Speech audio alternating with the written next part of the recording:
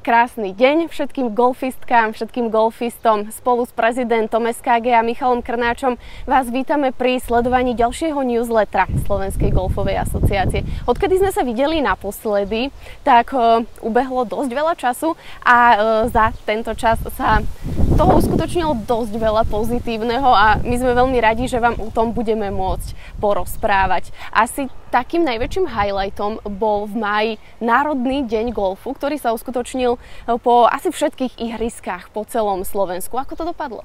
Ja sa pridávam k želaniu pekného dňa tiež všetkým golfistom. Dúfam, že aj budúcim golfistom. Ďakujem pekne, že sme sa znova stretli.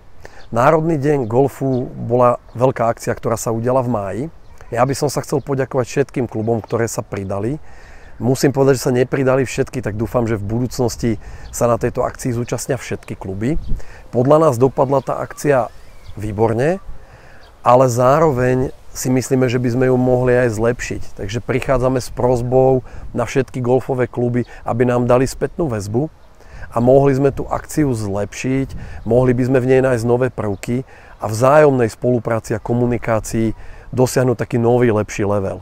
Takže tam veľká prosba na vás, komunikujme spolu a správame z toho ešte väčší event a lepšiu akciu. Nové prezídium SKG funguje už viac ako 3 mesiace. Čím by ste sa pochválili? Čo sa vám za ten čas podarilo a aká je komunikácia s klubmi? No, my sme zvolili komunikáciu s klubmi takú, že ja ako prezident som začal obchádzať všetky kluby na Slovensku. Približne 2/3 klubov mám za sebou, kde samozrejme ma zaujíma, čo kluby trápi, čo by sme vedeli ako asociácia zlepšiť. V druhom stupni za mnou ide zostava, ktorá sa stará o mládež. Miro Rusnák s Mišom Novotným, s Matejom Vajdom. U nich je teda tá hlavná priorita mládež. No a tú komunikáciu by sme chceli nastaviť nielen na osobnom kontakte, ale samozrejme aj cez siete, ale aj formou newsletterov, kde by sme radi dávali pravidelné informácie o tom, čo pozitívne sa udialo a prípadne aj o tom, čo si myslíme, že by sme mohli zlepšovať.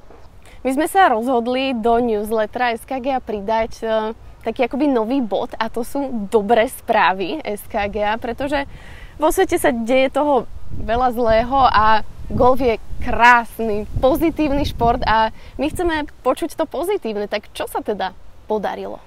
My si myslíme, že jedna z tých hlavných oblastí, ktorá môže slovenskému golfu pomôcť, je zlepšenie PR a zlepšenie marketingu.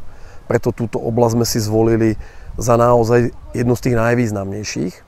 Podarilo sa nám dostať športové spravodajstvo o golfe do Sportnetu, čo je portál v rámci denníka SME zo skupiny Petit Press, kde je pravidelná informovanosť o športových výsledkoch či už našich profesionálov, alebo už aj našich amatérskych golfistoch. Zatiaľ sme len v kolónke iné športy. Veríme, že sa nám podarí dosiahnuť viac. Ale je to taký ten prvý krok.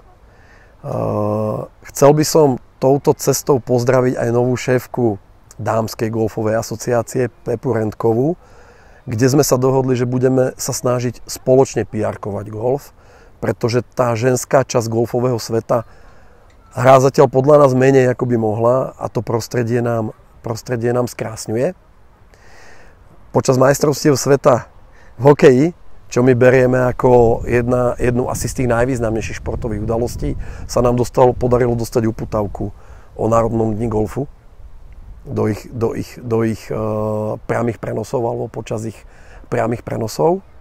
No a podpísali sme memorandum so Slovenskou advokátskou komorou, ktorá dnes má 9 000 členov o spoločnom marketingovom postupe.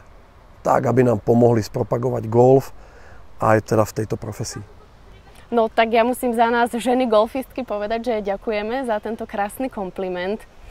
Aj mne sa páči, keď vidím tie krásne dámy v tých krásnych šatách na golfovom ihrisku a teším sa na to, že Pepa bude prezidentka, lebo podľa mňa bude určite skvelá. Ja si myslím to isté. Snažili sme sa ale nezabúdať samozrejme na deti a na mladých. Takže rozhodnutím prezídia sme zrušili poplatok registračný do 14 rokov, čo berieme ako povinnú jazdu a zároveň sme dali príspevok na poplatky za turnaje pre hráčov do 18 rokov a hráčky.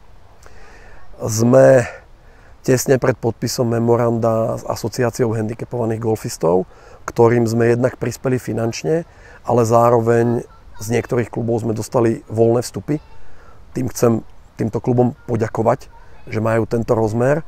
A zároveň aj teda s handicapovanými sme sa dohodli na spoločnom marketingovom postupe, ako sa snažiť spropagovať golf v podstate naprieč celou spoločnosťou. Aby to nebolo len o zdravých športovcoch, ale aj o handicapovaných. Nie len o ženách, ale aj o mužoch, o deťoch, o rodinách.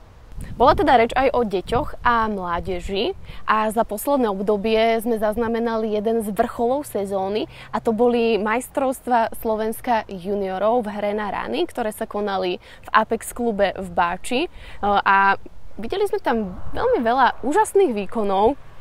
Kto zaujal najviac? Tak bol to krásny športový zážitok. Naši Slováci a Slovenky sa snažili, ale bola to relatívne ťažká konkurencia. Mňa najviac zaujala Tereza Hajková, lebo to je hráčka, ktorá dokázala vyhrať tú medzinárodnú kategóriu. Čím nechcem ale vôbec znižovať výkony ostatných, všetci boli úžasní. Ďakujem im, že prišli, ďakujem aj rodičom, že prišli. Akcia bola zvládnutá dobre, alebo výborne.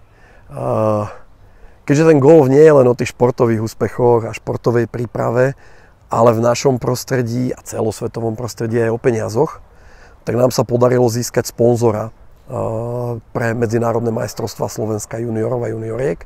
Je to spoločnosť Respekt Slovakia, ktorá poskytla 20 000 eur, čo je za nás akože impozantný počín a týmto pánov a dámy z Respektu Slovakia pozdravujem.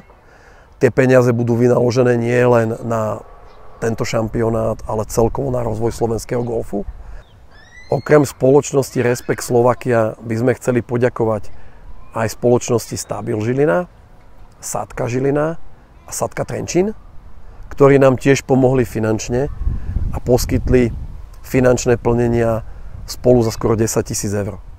Takže za tie 3 mesiace máme prvých finančných sponzorov spolu v sumáre 30 000 eur. A inak ja ako aktívna hráčka a milovníčka štatistík musím povedať aj ďalšiu úžasnú novinku a to je vylepšenie aplikácie SKG a Caddy. No ja si to tam listujem celé a vyzerá to naozaj perfektne, veľmi sa z toho teším. Tak čo sa tam všetko vylepšilo? Toto by bola otázka na kolegov z prezidia, ktorí sa tomu venujú, lebo ja technicky nie som zdatný, ale vnímam z golfového prostredia, že táto aplikácia je vnímaná veľmi pozitívne. Takže teším sa z toho, že sme ju zaviedli, že sme ju zlepšili a týmto pozdravujem aj kolegov z prezidia, že na tom teda zamakali a takto parádne sa to podarilo. A sme na konci tohto dielu newslettera SKGA. Veríme, že sa uvidíme počas leta na ihriskách a že prežijeme krásny golfový čas. A veríme, že sa aj čoskoro uvidíme pri ďalšom newsletteri SKGA. No a čo by golfistom a golfistkám odkázal prezident? Ja by som v závere chcel poďakovať svojim kolegom z prezidia, lebo všetky tie dobré veci sa rodia len tímovo. Takže aj touto formou ich pozdravujem, aj keď sme v intenzívnom pravidelnom kontakte. A chcel by som tento newsletter ukončiť prosbou na golfistov a na golfistky. Stále nás je podľa mňa málo. Sme síce 3., 4. najpočetnejší zväz, ale čím nás bude viacej, tým viacej peňazí bude vo zväze a tým budeme silnejší. Tak prosba na vás, motivujte negolfistov, privedte ich, kamarátov, rodinných príslušníkov. Ukážme im, že je to naozaj nádherná hra a privítajme ich v golfovej rodine. Nech nás je čím viacej, nech sme silnejší a nech napredujeme. Teším sa na vás na budúce. Ahojte. Pekný deň.